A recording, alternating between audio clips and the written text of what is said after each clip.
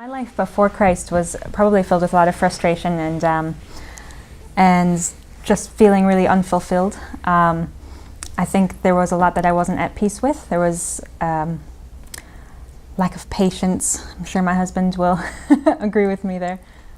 I think there's a difference between knowing Christ and choosing to follow him in every area of your life. So for me, it was one of those things where I always knew about Jesus, and I was raised to know him and to love him, but I didn't really truly love him until relatively recently.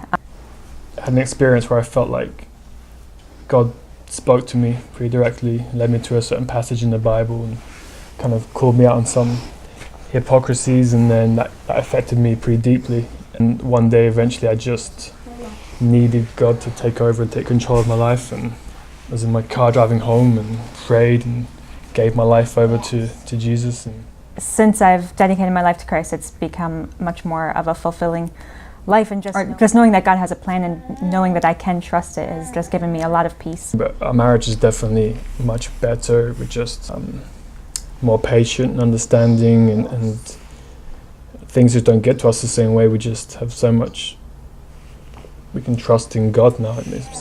So to balance my work life, my family life, and then all my time at church, and to be active member of church has been challenging at times, but really for me it's felt like more of a calling. So we became tithers to the church.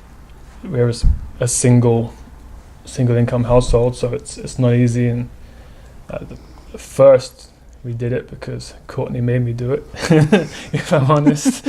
Journey was where I came to know Christ, and I gave my life to Christ, and I knew at that point, like, I was giving my money not just to a church, I was giving my money to God.